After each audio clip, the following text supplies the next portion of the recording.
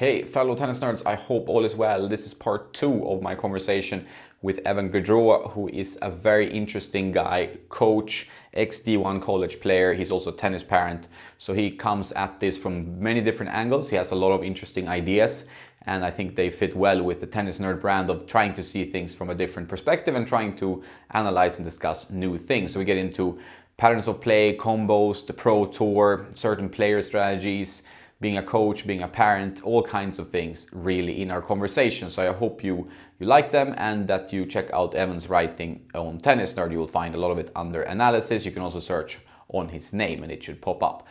So thanks Evan for joining me again for a conversation, and also thanks to our sponsor Fuzzy Yellow Balls, who created this very interesting singles playbook, which is highly related to the things we cover in our conversation.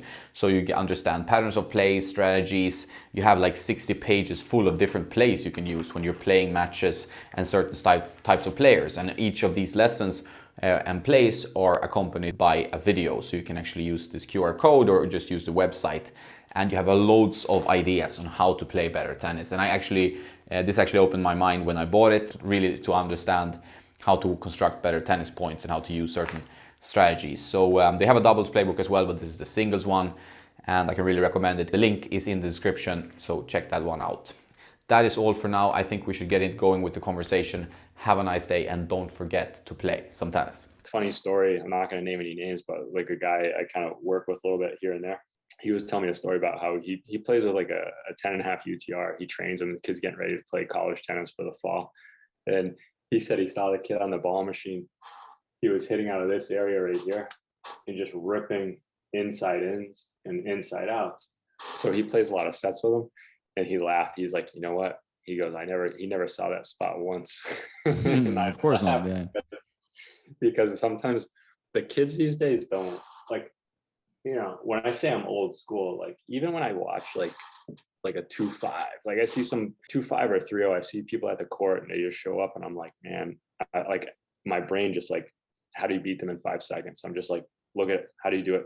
Like figure it out. And it's like, obviously it's not gonna be like complicated, but whenever I see a new player, I'm always thinking like that. But that's so old school. The kids are, like you said, they're when you said egotistical, some of the coaches too, they're so focused on themselves that they don't see anything outside their vision. And I think it's a lot about like the modern tennis, or the kids, they are generally very physically fit. They have pretty good power overall. So when they have that power, you see it abused over and over again. So they want to rip, like they watched way too much ATP tennis. So they want to rip cross court forehands or like inside out winners, you know, and you see that like a lot of the game revolves around running around, hitting a big forehand, instead of thinking like, is this going to help the opponent, or is going to, you know, play against me maybe if I keep doing that, like running around, for example. But that's like, you want to rip the ball and for a winner. That way might be the wrong way to play in this match, you know, for example. So I think you see that a lot. They don't play like smart. They just want to go like big, you know. It's like the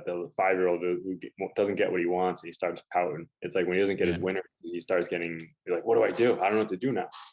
One thing I thought of too when I watched your video yesterday, for some reason I thought a wall ball, and I thought of like hitting on the wall. But the point being is like, there's like some stuff I did, and I always like pictured when I was a kid, I'm like, oh, if I ever got interviewed, you know, if I was ever a professional, I got interviewed and I tell them some stories about what I did as a kid. But I thought everybody did this stuff. So tell me if you've hit on the wall, right? Yeah, a lot. When I was a kid, I did a lot. Yeah. Question on that. So I'd get bored. So I'd start hitting right to left, right to left, right to left, but I would just literally do it like nonstop. So what I did is I don't know if I told you this, I taped a little box on the wall, and I wouldn't look at the ball, and I would watch that. I would just look at the box, and I do 50 in a row, 50 in a row on the other side, 50 in a row back and forth. And so when I play, if I get any ball under like 80, 90 miles an hour, I peek at my opponent all the time. So I hear the pros always like saying, watch the ball, watch the ball. I'm like, I don't watch the ball. I watch the player. I watch the swing. The swing tells me what's going on. Their setup tells me where the ball is going. I go, but if I never did that wall ball stuff, I don't know if I ever would have done that, because so many people say, watch the ball, keep your eye on the ball. And I'm like, keep your eye on that ball, because I'll keep fooling you every time. I'll keep misdirecting you one way or another way. You ever think about that? Keeping your eyes on the target without looking at the ball? Yeah, I've done that, like for sure. I mean, I've done that when I use these kind of sweet spot tools, when you have a small sweet spot, and after a while you get warmed up. What do you call it, saver? Whatever. The Saber is the latest one from functional tennis, but there've been other ones. But those that you can actually play, or if like let's say I play with like a wooden racket or whatever, then I try to just feel the ball and watch the where I'm gonna hit it, you know. And it works pretty well. Like after when you're warmed up, it starts working pretty well, right? I mean, you need to watch the ball. I guess that's the thing. But Yeah, and staying behind the ball. So one of the funny things that I started doing was like my family is always I'm the youngest. I'm always a dumper. I'm always getting dumped on with stuff. Hey, my kids are too old. You want this? And I'm like, not really, but all right, you can drop it off my yard. So my sister drops off a badminton and a volleyball set. So I break out the badminton set. I keep wanting to get one for the kids just to goof off because we played a lot of 21s as a kid, like ping pong with badminton. So I go out and I play badminton, and I'm like, man, I go, this is why my timing's so good, because there's this little contact point, and then you get my daughter's whiff, and I'm like, no, you'll get better. You just got to keep doing it. You're just gonna get better. You should go back and forth and blah blah blah. Only my little one has gone out there with me. The other ones will do a couple seconds and leave. But I said it's kind of like not important, but it was kind of worth it because it's like I like the Saber. It's like a mini Saber, and for kids to get the sweet spot, because I remember people telling me when I was younger, they're like, how's it feel to always hit the center of the racket? I'm like, I don't know. Why don't you hit the center of the racket? But some players like the top of the racket. They get more bite up at the top. I think that's what changed with modern swings. And like, I mean, the racket manufacturers talking about rackets started, you know, on purpose moving the sweet spot up of the racket a bit, because players were hitting there like anyway, right? It's like you with the more Western swing, you're going to hit higher up in the racket. Like I'm more old school. I also like timing the ball, and I'm that's where my strength is, like timing balls on the rise. That stuff feels natural to me. You had to do that on carpet courts. You had to time the ball on the rise, move into the net. So that's where I'm comfortable, you know. But today there's a lot about like, okay, you know, generating maximum rotation from a dead ball. It's like we talked about hand feeds or whatever. That's what people work on today. Where I'm more used to the ball coming high speed, timing the ball, you know. So that's a different style of tennis. One drill since the last time we talked, there's this guy who's local who he's like an 11.5/12. I haven't looked him up in a while, but I know he plays futures and he still travels and plays futures. And so he wanted to work on something, and I was around. He mostly hits with a few other guys. I'm like, feel like too old to be hitting with anybody like that. But so anyway, long story short, one of the drills I did with him, it was kind of fun, was he would serve. I would chip the return of the center of the court. He'd tag it to the corner, but I'd be sitting there with like 3 or 4 balls in my hand, and I would just randomly feed him wherever. And what happened was he needs this one player. He hits short out of this corner. So I was always trying to hammer one into that corner. I would, like, after he hit the first ball, I'd put him in the corner. I'd try to get him over there. I go one to the other. But for me, being older, if I play a 10.5, 11 UTR, I'll be sore for a week. I'm not in any shape to play those kind of matches. I play at 8 UTR. I wake up the next day like I didn't do anything. Yeah, I think that's tennis. Like the levels are so stark. Like the type of ball you get when you play with someone who used to play futures, or on that similar level, it's like a completely different game from playing someone who's 2 levels, 3 levels below, right? It's just changes everything.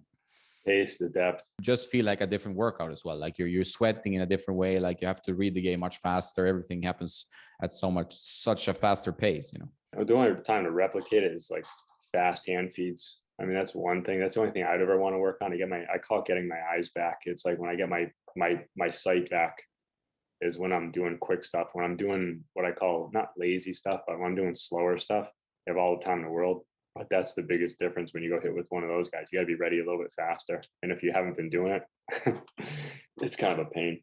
I wrote up a drill for somebody for this. They were asking me questions about short balls. And for a live ball, it's kind of hokey, because what happens is, like, say I'm rallying with you. I'm like, all right, on ball 3, I'm going to give you a short ball, then come in. Well, you're never working for ball 3. You're always getting me just lipping the ball over the net. And then you come in.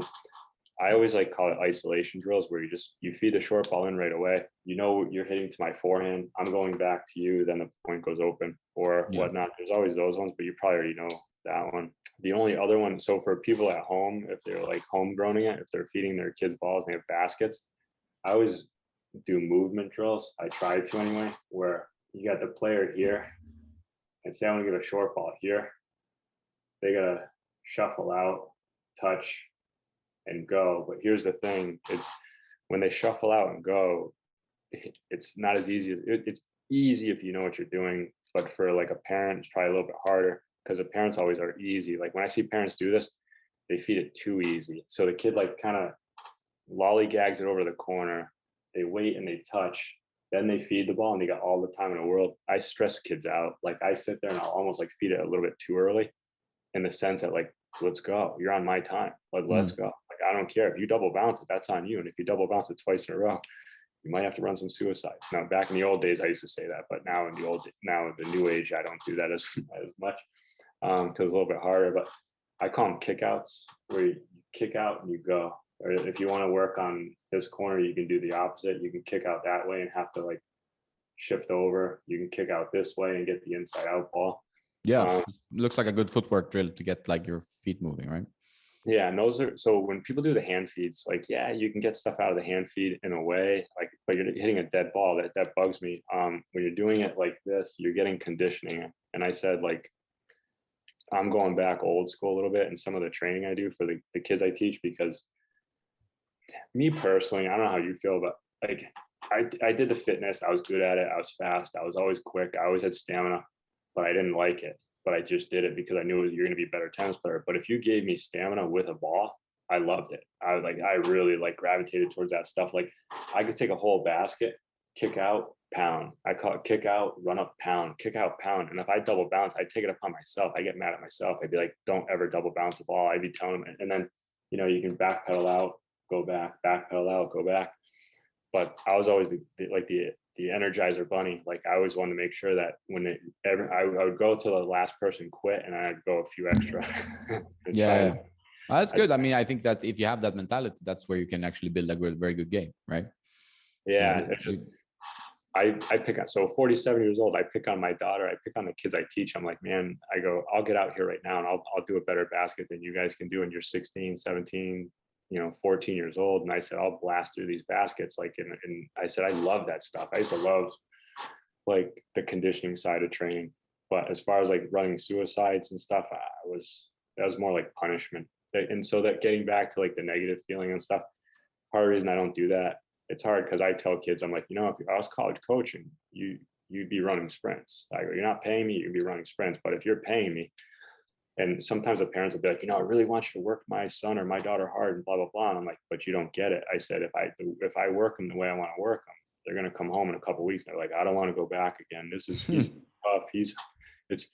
It's not fun. Or, and what happens is it can compound too, like a compound error. It can say the kid had a bad hitting session and then they go back in the car and really they're mad about running, but they're like, well, he made us run a lot today because so-and-so. And it's like, well, not really. So there's kind of the other thing too, going back and like, I know I wrote a couple junior pieces for you, is some of the talk that goes back in the car is, I think I wrote it in there, but just to reiterate, it was the problem I have, and I never noticed it till recently. When I say recently, in the last few years, is say a kid comes into the clinic and he plays and he loses in the clinic. Well, when he goes back in the car, what does he tell the parent? He's not going to tell him he lost. They're going to say like, oh, did you play somebody today? Did you win? Did you play? They're like, no, we just hit today. They're like, oh, we got to find somewhere where we got to start playing more matches. And like the kid played 3 sets that day, but he doesn't want to say because he lost all 3 sets, so there's like I don't know what the word is for, like not dichotomy, but it's like, there's like an absence of responsibility that's going, because then the parent believes the kid's making the stuff up.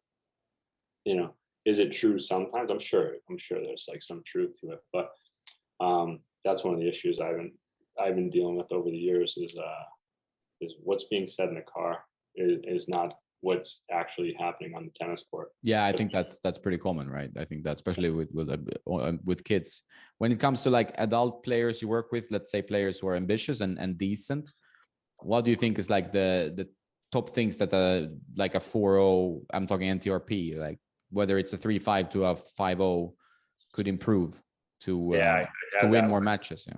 There's a couple of things. So one of the things I like with the 4-5s that get them better is when they play against my top juniors.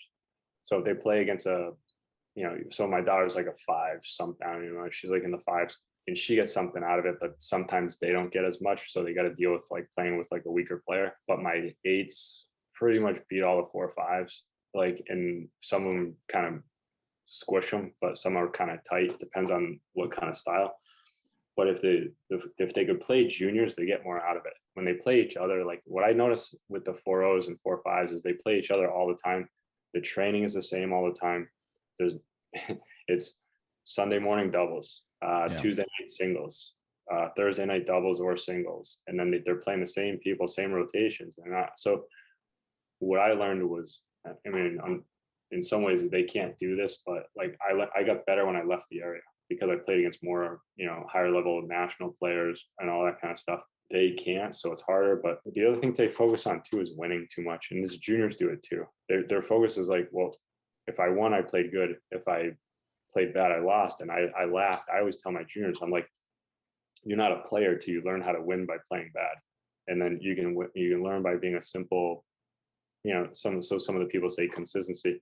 Sometimes to play a set, I mean, could you imagine playing a set and just pushing and just like I've done it to my daughter, but meaning like I've done it as a joke, and I just laugh, and I'm like, you're not getting the ball by me. I'm gonna lob everything. If you don't come to the net, you're gonna get these moon lobs all day. But we used to do that stuff when we were kids too. We get, again, coming back to like getting frustrated at practices or the academy. Some kid's a pain. He's a bad line caller. You're just like, you know what, buddy, you're getting moon balls this whole time, and I could care less if I win or lose this, but you're going to be frustrated when you walk out of here. And so you just moon ball. So like in Alcaraz, I'm curious. I still look at Djokovic as the favorite, even though Nadal, like, he's injured, but Alcaraz, like you said, bash, but he's coming in, he's drop shot, and he can come in and volley. And that's what's making a difference. He can hit big serves, but he's mostly been kicking them in, heavy kicks. But I'm curious how he does. I to be honest, like, I'd be surprised if he got by the quarters, but I didn't look at his draw yet either. So I don't know why. The only reason I'm saying is because I think that style, like, it's not like Djokovic played to lose, but Djokovic played, he's still working on his game. He didn't care if he won. Like, he's like, one more 1,000 Masters, what's it going to be on his wall? But the French is going to be, he's one behind Nadal. He could win the French again. He could win Wimbledon. He could win this, and Nadal looks like he's on his way out. He's like on the exit. How can you work on a stroke? Like what would be a good approach to, like, okay, this is my issue. You defined it. How do you then address it? I laugh because there's a couple of players at the tennis club, and we go indoors, and they'll be like, bend the knees. You got to bend your knees. And I'm like, yeah, that's it. Just bend your knees. That ball is going to go in every time. You just bend. But that's what I laugh at with that is that's the 20-year-old coming out and the guy saying, like, that's what they said when he was a kid. So it was hammered into his brain. I got to bend my knees. Yeah. And I'm like, no, you got to go run. You got to get in shape. And you don't have to think about bending your knees. But yeah, with the stroke, some of the videos I want to do are a little odd. Like, some of them I want to show what not to do. Like, meaning like how to do it by doing what you're not supposed to do, like going off your back foot and cracking the ball. Like, I go off my back foot on both sides. I still hit the ball. I can still crush it. But I used to do drills where if I was hitting cross courts with you, I'd get inside the baseline and I'd be like, keep hitting the ball deep. Like, and I'd be off my back foot, backpedal like 5 steps, and I just crack the ball back to the person. I just mess around and just see if I can do it. And I just pull the contact back. I let the contact come back with me, because if you're moving like back, and I don't know if I talked about this, but when you're pulling back, everyone's taught to hit out in front. And it's like, well, not when you're out in front at your stationary position, you're still too far out in front. The ball's going to go short. But when you're going back, you got to understand you're moving. So the contact's got to come even further back. And then you just get off the ground, just turn your upper body. But there's some of the videos I do. Like, I just want to show what the pros are telling you to do. Well, let me show you what you can do, and you can still do what you've been doing off your back foot, to a certain degree. A lot of players, they have never seen themselves on camera, so in their head, either they're like horrible, depending on their mental state, or they're like Roger Federer. They don't have a perception. I've done that with my father. I've done that with a lot of players, and a lot of people get shocked. Like, they don't want to see it. Like, it's just like a horror movie. Like, no, I don't want to see anything. And some people find it really useful. Like, oh shit, I what am I doing there on the backhand? Like, why am I not turning enough? Why am I not like? So it's it's super beneficial. I can't stress that enough. But yeah, for some people, it can be quite a shock to see like, okay, this is how it looks when I play. And then you watch a guy at ATP and you're like, oh, I see why there's a level difference here. I was like, yeah, a lot of the thing that we have in our area too is like some local kids will go out and play tennis, and our tennis around here, our high school tennis as a whole is like a 1.5 UTR. Like that's like they're beginners. Most of them are beginners, and but because they make their high school team, they're like, oh, I can make the high school team. And this person, oh, you take lessons, I can make this, and I'm like, ugh.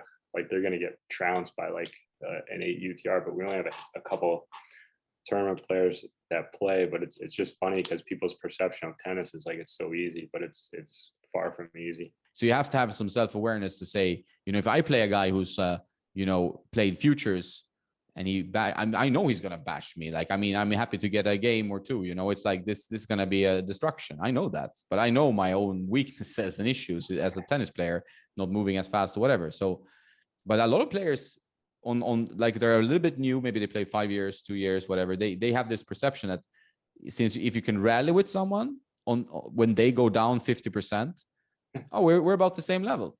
They don't have no idea that you go like try to hit them looser balls or whatever, give them easier shots. No idea. They don't realize. Even one time years ago, my wife was like, she hung out with some lady in town, and she's like, oh, so and so, her husband's says one of the best players around here. I'm like, what's his name? And I'm like, I've been around here forever. I'm like, I never heard of the guy. So I'm like, well, if I haven't heard about him, how good is he? So I go out to the courts and I go, you want to play some sets? And he's like, yeah, I want to play some sets. I'm like, all right. And rally, the guy didn't miss a ball in the rally. And then in the warm-ups, once the match started, bagels. It was 2 bagels. And every time was a bagel. And I just laughed because then the real player shows up. It's like whether the boxers say until you get punched in the face, you don't know what, you think you're a tough guy, but it's the same thing. Once the match starts, all of a sudden, I call it crumple stillskins. Like they're just like crumple. They're just like balls get dumped in the net where the rallies were so good. Like even one of my students, it's like I'm transitioning from a practice player to a match player. And it's so hard. It's so hard to break that mentality because you hit, they're hitting 20, 30 balls in a row. Any kind of drill you do, all of a sudden you start playing points, first ball error. 1 point gets played. Over time, you just see the mental state just go down, down, down. And then it's like, all right. And then I have to like go back and train a little bit and call it a day. And then the next time try to play more points. And each time I'm trying to get through to his brain that like, hey, it's okay. It's okay. Like you have to transition your brain. It's the only way you're gonna do it is by losing. And one of the notes I just made was for like the 4045s is someone should do it. I don't know if I could do it, but it's like they should write how to win by losing. And it's like learning how to lose, but be like, you know what? Like, so friends, I had one player around here that I worked with that he's like, I'm going to work on my serve and volley all winter. I don't care if I lose matches. I'm going to work on my serve and volley. Well, he was losing to guys he would beat if he stayed back. And people are like, well, why don't you stay back? Why don't you stay back? You would be so much better as a backcourt player. He's like, I don't want to. I want to work on my serve and volley. And then all of a sudden he jumped the level and he just was wiping guys out 0-0 because he stayed back and he came to the net. So, I mean, he sacrificed his ego for a long period, which must hurt. Like that requires some guts to do it because I mean, losing in tennis sucks, like Sampras did that. I think when he changed from a double-hander to a one-hander, he was like so bad for a long period of time in his career. And then when he was a junior, and then like it clicked and suddenly he was beating everyone. Right. So that's it. You have to sacrifice a bit of comfort to improve. I think that's very, very good advice.